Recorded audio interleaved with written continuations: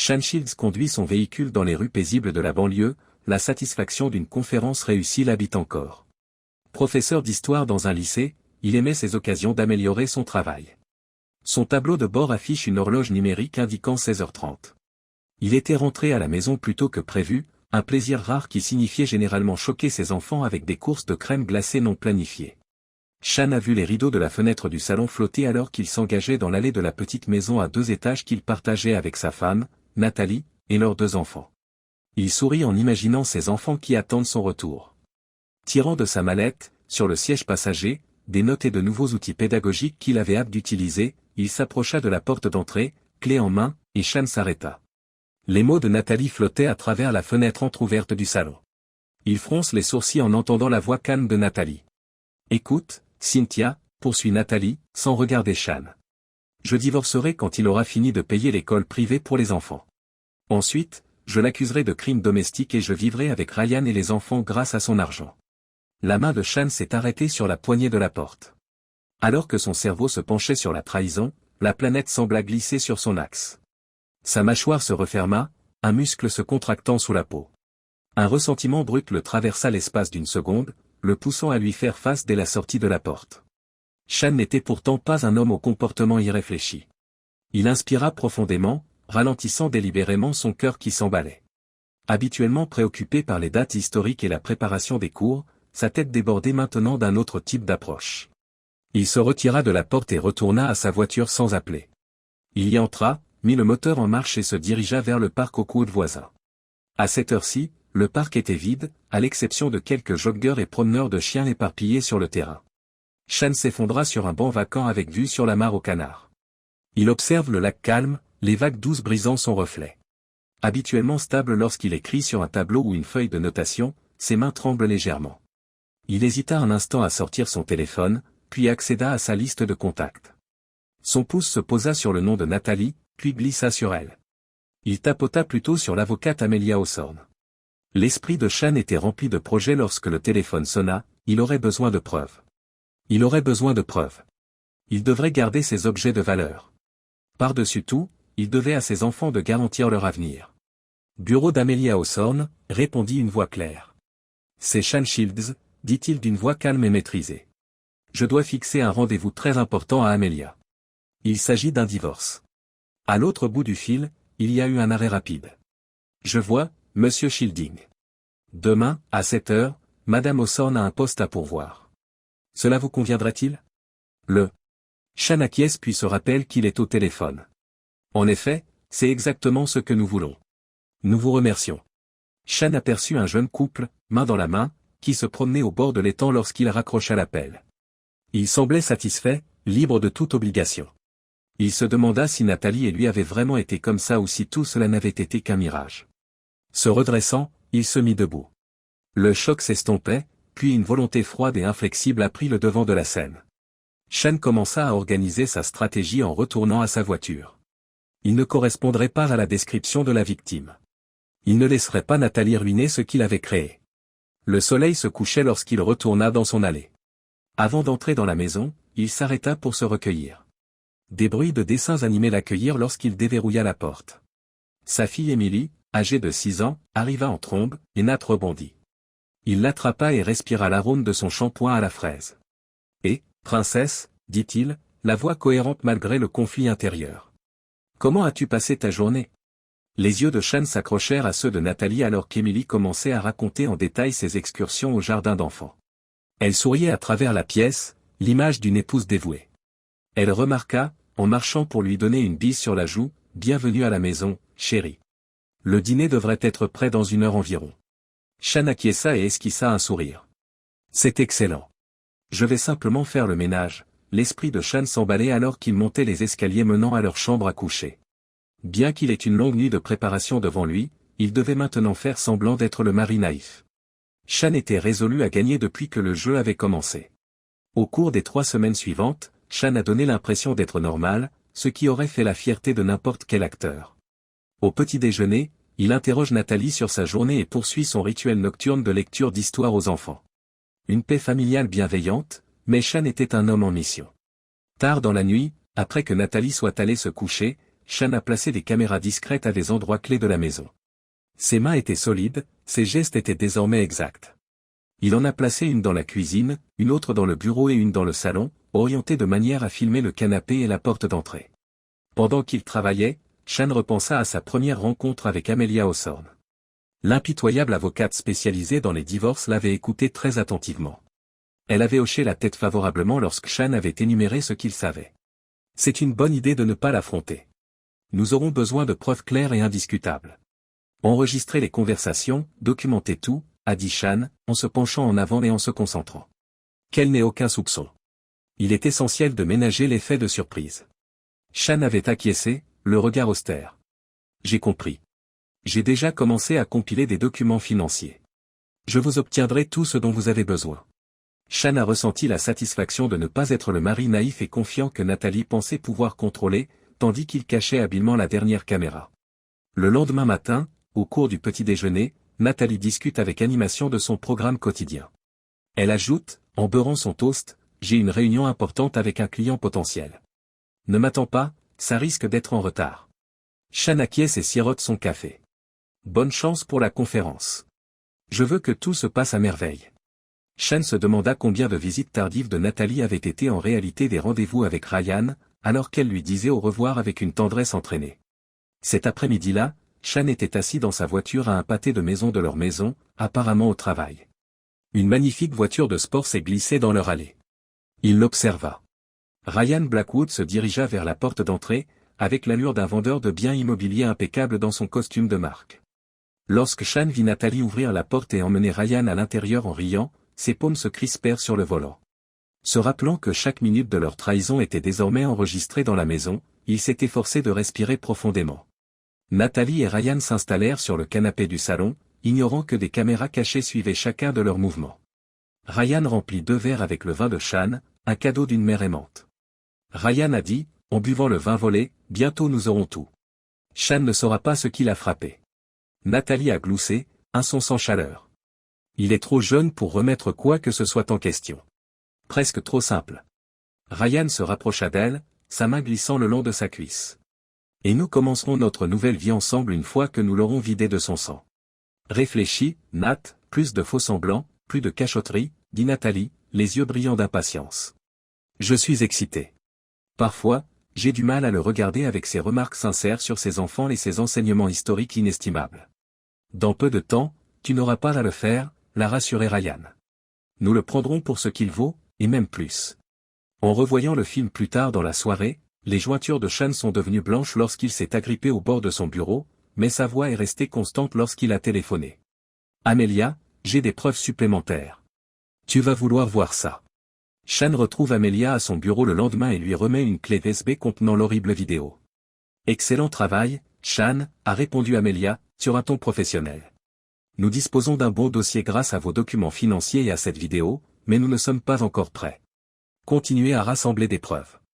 Plus nous en aurons, plus notre position sera forte lorsque nous passerons à l'action. Shan acquiesça. Je comprends. La colère face à la trahison de Nathalie, le dégoût face à l'insensibilité de Ryan et d'elle, mais aussi la satisfaction envahir Shan alors qu'il quittait le bureau d'Amelia. Il n'était plus un pion dans leur jeu.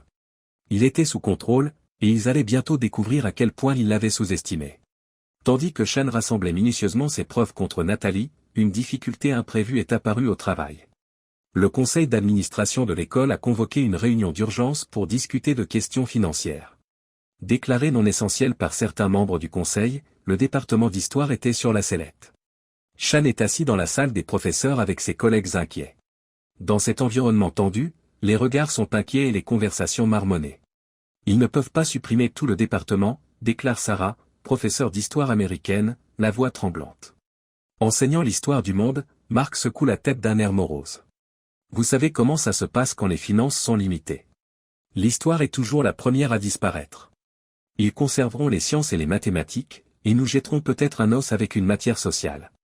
Tout en écoutant leurs inquiétudes, Shan élaborait déjà une stratégie. Se levant pour attirer l'attention de tous, il ajoute de sa voix tranchante, « Nous ne nous laisserons pas faire sans combattre. Nous devons expliquer au conseil d'administration, aux parents, à tout le monde, pourquoi l'enseignement de l'histoire est si important. Avec moi, il y a qui ?» La salle est restée silencieuse pendant un moment. Puis Sarah répondit. Qu'est-ce que tu as en tête, Shan? Shan sourit, une étincelle de son ancien enthousiasme se rallumant. Nous allons nous mettre en place. Préparer les parents pour une présentation au conseil d'administration, en leur montrant exactement ce qu'ils perdraient si notre département était supprimé. Shan se consacre entièrement à la sauvegarde du département d'histoire au cours des jours suivants. Il a mis de l'ordre dans les rangs de ses collègues, a rassemblé des parents encourageants et s'est préparé à faire une présentation solide lors de la prochaine réunion du conseil d'administration. Alors qu'il se sentait désespéré par l'échec de son mariage, ses soirées s'animaient désormais d'un nouvel objectif. Nathalie est entrée dans le bureau de Shan un soir, alors qu'il était en train de lire attentivement les données budgétaires et de créer des points de discussion. Elle a pris une pause provocante depuis le bord de son bureau. « Pourquoi consacres-tu autant de temps à cela ?» demanda-t-elle, sa voix mêlant l'agacement et une prétendue sympathie. « Ce n'est pas comme si ton travail comptait vraiment. » Shan retint la réplique cinglante qui lui montait à la bouche. Au lieu de cela, il la regarda froidement. « Chaque carrière compte, Nathalie. Tout le monde compte. » Nathalie roula des yeux, ne pensant pas à l'ironie de ses commentaires. Il n'en reste pas moins qu'il faut garder à l'esprit que le dîner du vendredi avec le père de famille est un moment important. N'oubliez pas que le dîner de vendredi avec les Anderson est prévu. Essaie d'être à l'heure pour une fois. Shan se concentra à nouveau sur son travail tandis qu'elle partait en se déhanchant d'une manière qui l'aurait captivé. Les partenaires de Ryan, les Anderson, auraient leur repas comme prévu. Tout cela faisait partie de la préservation de l'apparence de normalité. Le vendredi soir arriva en même temps que les Anderson. Shan était un hôte très poli, offrant du vin et engageant de petites conversations amicales. Même lorsque Ryan Blackwood est arrivé à l'improviste au milieu du dîner, son sourire ne s'est jamais démenti. Ryan a répondu, avec un sourire de loup, « J'espère que ça ne vous dérange pas que je m'incruste dans la fête. Je me suis dit que j'allais passer quand je serais dans le coin. » Shan a vu le regard bref et intense de Ryan et Nathalie. D'une voix calme, il a levé son verre pour porter un toast. Plus on est de fous, plus on est de fous. Salutations, Ryan. Au fil de la soirée, Shan a observé les moindres gestes et regards entre sa femme et son amant. Il a organisé chacun d'entre eux et les a ajoutés à son corpus de données. Alors, Shan, poursuivit Monsieur Anderson en faisant tourner son verre de vin. Nathalie rapporte que vous avez quelques problèmes au travail. Des réductions de budget, alors? Shan acquiesce, le regard précisément neutre. Oui. Bien que le conseil d'administration de l'école envisage des réductions potentielles, nous travaillons sur une stratégie pour leur montrer qu'il est nécessaire de conserver un département d'histoire solide. Ryan se mit à rire, et le son qu'il produisit sur les nerfs de Shan l'agaça. On dirait qu'il y a beaucoup de travail pour un sujet sur lequel la plupart des élèves s'endorment. Ce n'est pas une offense, Shan. Pas de problème, dit Shan avec fluidité. Même si l'histoire n'est pas le sujet préféré de tout le monde, connaître notre passé est absolument vital pour déterminer notre avenir. Cela va au-delà de l'apprentissage de noms et de dates. Nathalie intervient, la voix méprisante. Ne nous abrutissons pas, mon cœur, avec des bavardages. Shan a momentanément croisé le regard admiratif de Ryan alors que Nathalie se précipitait vers la cuisine. Il se demande si Ryan le considère comme un concurrent ou plutôt comme une cible à éliminer. Dans les deux cas, Shan a compris qu'il était plus que qualifié pour cette tâche. Plus tard dans la soirée, Nathalie était allée se coucher et Shan s'assit seul dans son bureau après le départ de leur compagnie. Il sortit un petit carnet et nota ses observations nocturnes. Puis il a pris son ordinateur portable et a commencé à écrire un email à Amelia. Encore une semaine réussie, dit-il. Il a appuyé sur « Envoyer » et s'est adossé à sa chaise, regardant le ciel étoilé par la fenêtre. Je pense que nous sommes presque prêts à passer à l'action. Il savait qu'un orage approchait, mais cette fois, c'est lui qui régnerait sur les éclairs. Shan ferma son ordinateur portable et se mit à penser à la prochaine réunion du conseil d'administration de l'école. Bien qu'il ait deux combats à mener, l'un à la maison et l'autre au travail, il est résolu à les gagner tous les deux. Il ne laisserait pas des bureaucrates naïfs ruiner son amour de l'enseignement, ni Nathalie détruire sa famille. Shan a commencé à relire ses notes pour la présentation de la réunion du conseil d'administration, motivé une fois de plus. Il avait toujours transmis à ses élèves les grands personnages historiques qui avaient surmonté des défis apparemment insurmontables. C'était à son tour de vivre cette résilience et cette force. Shan a travaillé sans relâche, l'esprit clair et ciblé à mesure que la soirée s'assombrissait. Il ne se contentait plus de défendre son mariage ou son emploi. Prêt à affronter l'avenir, il se battait pour ses enfants, pour son avenir et pour les valeurs qu'il chérissait. Debout sur le podium, Shan Shields regarde l'assistance bondée. Parents, enseignants et membres du conseil d'administration de l'école se pressent sur les sièges avec des expressions mêlées d'intérêt et d'inquiétude. C'était le moment, l'événement qui pouvait soit sauver, soit détruire le département d'histoire. Il inspire profondément pour se redresser. Il était conscient de l'ironie de la situation, il s'efforçait de protéger le passé alors que son propre avenir était en péril. Mais contrairement à sa vie privée, c'est un combat qu'il peut se permettre. Mesdames et messieurs du conseil d'administration, parents concernés et collègues, dit Chan d'une voix claire et énergique. Nous sommes ici aujourd'hui pour examiner plus que de simples restrictions budgétaires.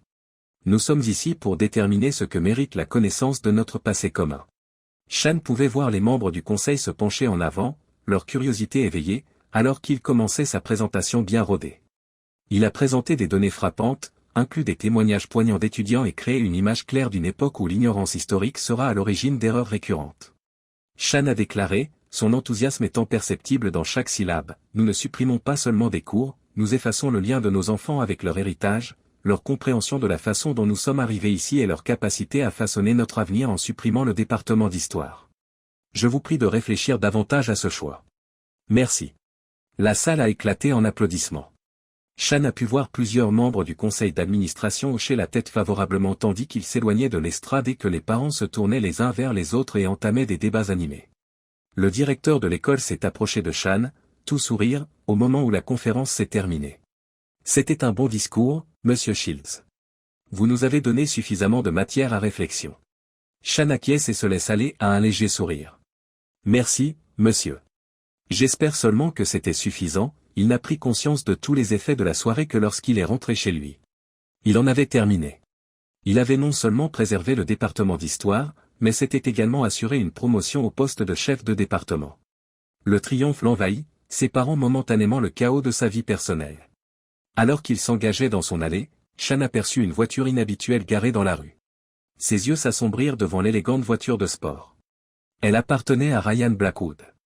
À l'intérieur, il découvrit Nathalie et Ryan dans le salon, les têtes rapprochées tandis qu'ils gloussaient et murmuraient. Avant que Nathalie ne le couvre d'un sourire éclatant, la honte a traversé son visage lorsque Chan est entré et qu'elle s'est écartée d'un bond. « Chan, tu rentres plus tôt que prévu, dit-elle. Ryan s'est simplement arrêté pour livrer de la documentation pour une affaire sur laquelle nous travaillons. » Chan fronce les sourcils, sa voix se fait discrète. « C'est bien cela ? Comme c'est pratique qu'il soit arrivé juste au moment où je rentrais chez moi. » Ryan se lève et passe en revue son beau costume. « Bonjour Chan, j'espère que tu ne m'en voudras pas de débarquer à l'improviste. Vous savez ce qui se passe dans notre domaine d'expertise. Jamais d'heure creuse. Toujours à l'heure. » Chan acquiesce poliment, même si sa mâchoire se crispe. « Pas du tout, Ryan. C'est toujours un plaisir. » Chan se tourna vers Nathalie alors que Ryan s'excusait et partait. « J'ai quelques informations à partager. La réunion du conseil d'administration s'est très bien passée. Ils ont non seulement maintenu le département d'histoire mais m'ont également promu chef de département. » Les yeux de Nathalie s'écarquillent de surprise. « Oh, eh bien, c'est surprenant. Célébration. » Chan l'a observée attentivement et a remarqué qu'elle ne manifestait pas d'excitation vocale. « Merci. J'ai pensé que nous pourrions faire la fête. Peut-être ouvrir cette bouteille de champagne que nous avons mise de côté. » Le sourire de Nathalie vacille un instant avant de se redresser. « Bien sûr, mon cher, je vais d'abord me rafraîchir. » Chan se laissa aller à sourire lorsqu'elle disparut à l'étage. Il avait vu la panique dans ses yeux, le bref regard vers son téléphone. Elle était certainement déjà en train d'envoyer un texto à Ryan, réorganisant le programme de la soirée qu'ils avaient mis en place. Chan se rendit à la cuisine et sortit 2 flûtes et du champagne. Il se demanda combien de célébrations bidons il devrait encore subir avant de pouvoir enfin révéler la vérité en faisant sauter le bouchon. Chan se réveilla tôt le lendemain matin, il pensait déjà aux tâches de la journée. Il savait que la journée d'aujourd'hui serait absolument vitale pour le lancement de leur plan, et Amelia était censée le rejoindre pour le déjeuner. Nathalie s'est glissée dans la cuisine avec une mine déconfite, tandis qu'il se versait du café. « Mon Dieu, j'ai la tête qui tourne. Hier soir, je crois que le champagne m'est monté au cerveau. » Chan lui tendit une tasse, d'une voix douce. « Tenez. Cela devrait t'aider.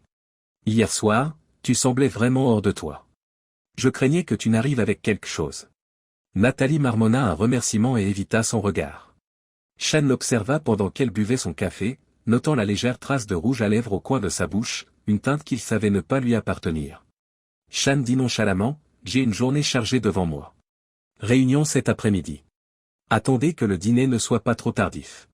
Nathalie acquiesça, le confort étant évident dans sa position. Ce n'est pas grave. Personnellement, j'ai une réunion tardive. Je vais probablement aller manger quelque chose avec l'équipe. Shan s'est laissé aller à un sourire un peu amer en partant au travail. Il était sur du type de réunion d'équipe que Nathalie avait programmé. La journée s'est déroulée dans un tourbillon de tâches administratives et de cours. Shan rencontra Amelia dans un modeste café de l'autre côté de la ville à l'heure du déjeuner. Écoutant attentivement Shan l'informer des derniers événements, l'impitoyable avocate. « Très bon travail, Shan, » dit Amelia. « Vous avez monté un dossier en béton. Il est temps, à mon avis, de passer à l'action. Êtes-vous prêt ?» Les yeux de Shan se raidirent. « Plus que prêt.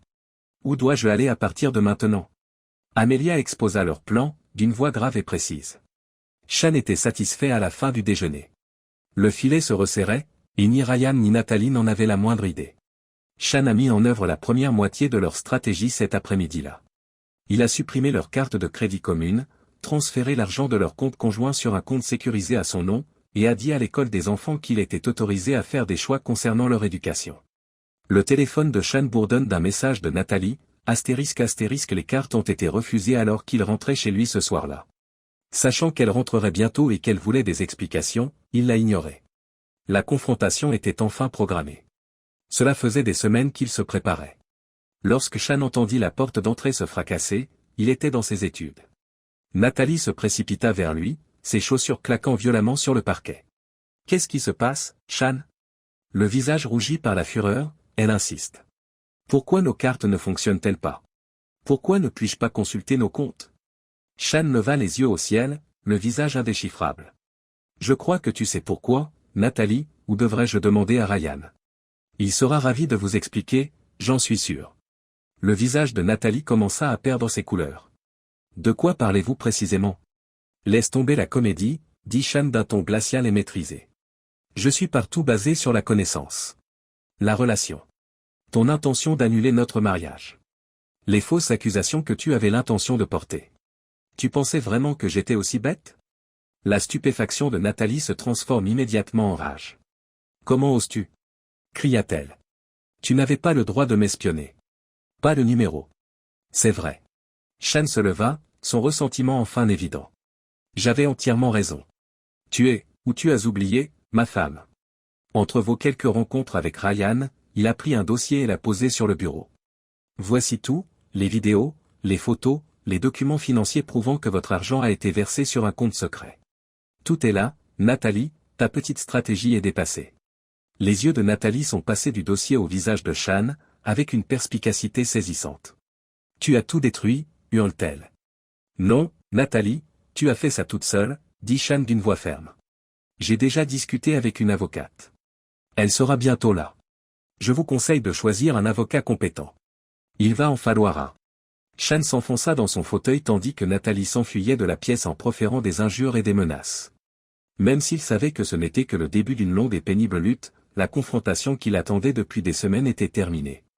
Les jours suivants furent une frénésie d'activité. Shan se rendit dans la chambre d'amis, évitant Nathalie autant que possible.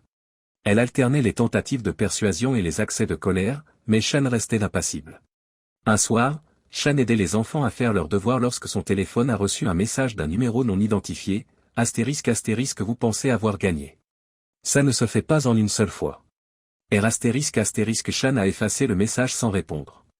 Il laissa Ryan comploter et manigancer, il avait prévu qu'il s'impliquerait un jour ou l'autre.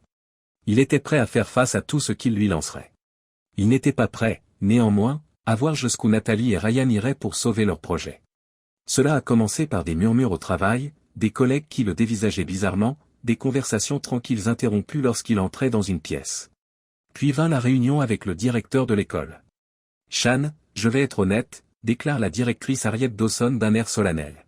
« Nous avons des informations inquiétantes à votre sujet. Il y a des allégations de malversation financière. » La tête de Shan a tourné. Naturellement, Nathalie et Ryan essayaient de l'accuser de détournement de fonds. « Quel genre d'accusation ?» demanda-t-il d'une voix calme. Sur son bureau, la directrice Dawson fait glisser un dossier. Ces dossiers impliquent que vous avez détourné de l'argent du budget du département d'histoire de l'école. Compte tenu de votre récente élévation, c'est une question très importante. Shan feuillette les documents, son ressentiment augmentant à chaque page. Les contrefaçons étaient convenables, il fallait bien le dire. Il aurait pu être surpris s'il ne s'était pas attendu à quelque chose comme ça. Ces dossiers sont faux, dit-il carrément en regardant le directeur. Je suis en mesure de le démontrer. Donnez-moi 24 heures et j'aurai des preuves qui prouveront non seulement mon innocence mais aussi la personne qui se cache derrière tout ça. Le principal Dawson s'arrêta d'abord puis hocha la tête. D'accord, Shan, vous avez toujours été un très bon instructeur. Je vous accorde le bénéfice du doute, mais si vous ne pouvez pas réfuter ces affirmations. Je comprends, dit Shan en se levant. Je vous remercie de m'avoir donné cette chance.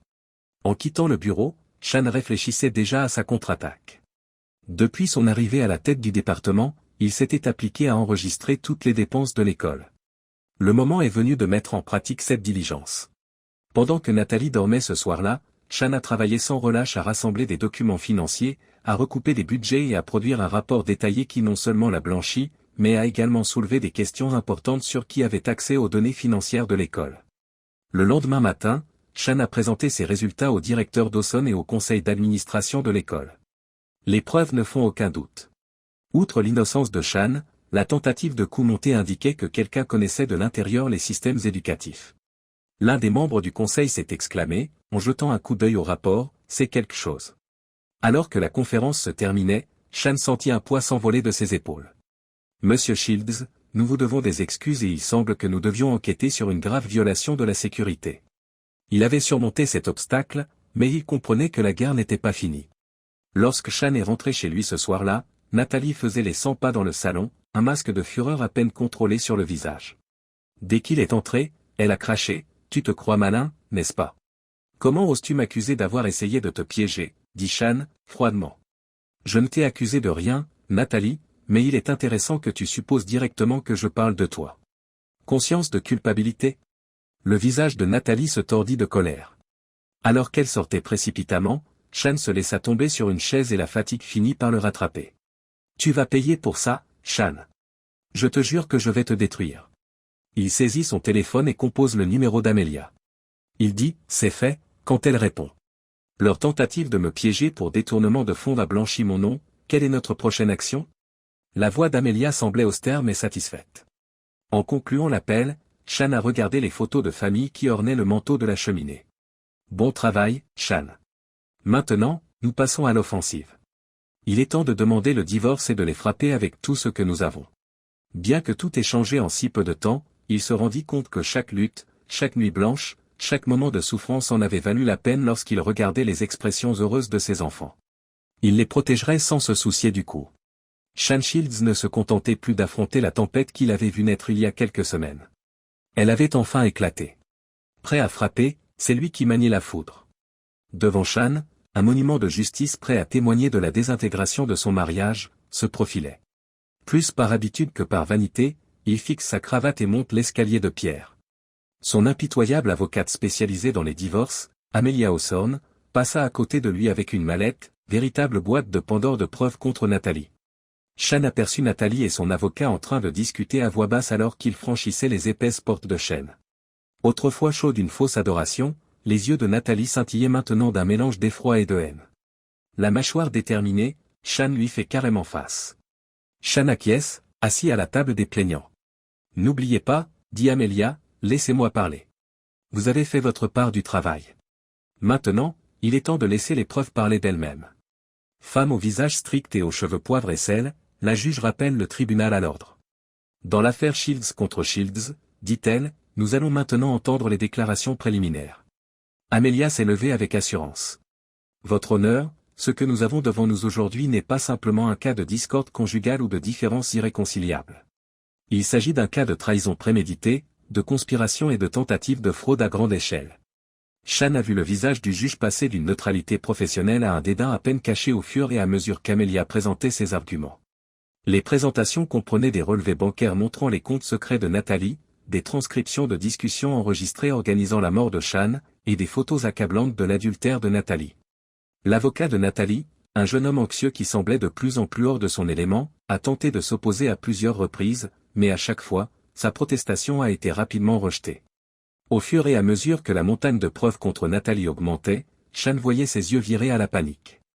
Lorsque la défense est venue présenter ses arguments, l'avocat de Nathalie s'est contenté de présenter un dossier peu convaincant sur les tensions conjugales et les problèmes de communication. Il avait manifestement compris qu'ils étaient engagés dans une lutte perdue d'avance. C'est alors que Nathalie elle-même a demandé à s'exprimer devant le tribunal, avec une audace désespérée.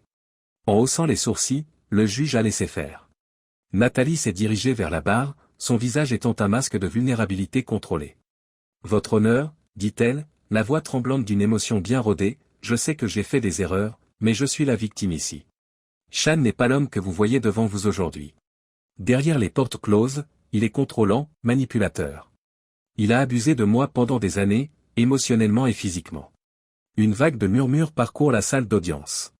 Bien que les mains de Sean se soient crispées sous la table, son visage est resté vide. Il s'attendait à ce genre de changement. Se levant calmement, Amelia répondit, « Objection, votre honneur. » Le juge acquiesça. C'est la première fois qu'une allégation d'abus est soulevée, et nous avons des preuves qui contredisent directement les affirmations de Madame Shields. Poursuivez, maître.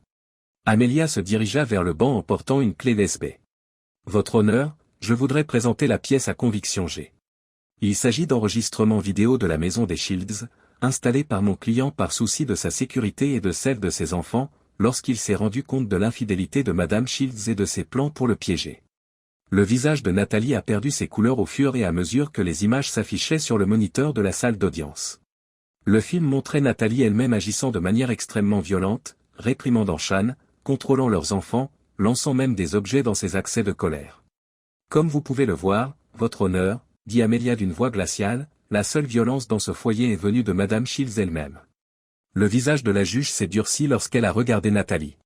Son calme vacillant, Nathalie ne put qu'acquiescer silencieusement. Madame Shields, porter de fausses accusations d'abus est un délit grave. Souhaitez-vous revenir sur votre déclaration? Son expression s'est effondrée. Le reste de la procédure s'est déroulé dans le flou.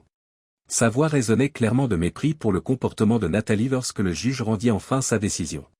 À la lumière des preuves accablantes présentées, ce tribunal accorde à M. Shields sa demande de divorce pour adultère et cruauté mentale. En outre, M. Shields se voit accorder la garde complète des enfants, Madame Shields devant verser une pension alimentaire. En outre, M. Shields se sent soulagé d'un poids au moment où le marteau tombe. Il a regardé Amelia, le remerciement dans les yeux. Il dit simplement « merci ». Amelia acquiesça, un rare sourire se dessinant sur son visage. Alors qu'il quitte le tribunal, Sean aperçoit Nathalie affalée dans son fauteuil, le visage enfoui dans ses mains. « Tu as fait le plus dur, Sean. Je n'ai fait que présenter les faits. Maintenant, rentrons à la maison, toi et tes enfants. » Il a ressenti un bref frisson, non pas de remords, mais de tristesse. Puis la sensation disparut lorsqu'il se souvint de la froideur dans ses yeux, elle avait eu l'intention de le détruire. Prêt à entamer le nouveau chapitre de sa vie, Sean sortit au soleil.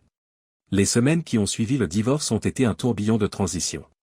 Sean négociait une nouvelle réalité dans laquelle il était à la fois la mère et le père de ses enfants, où les chuchotements le suivaient à l'épicerie et où son téléphone sonnait sans arrêt avec des messages d'encouragement et des textes désagréables de Nathalie.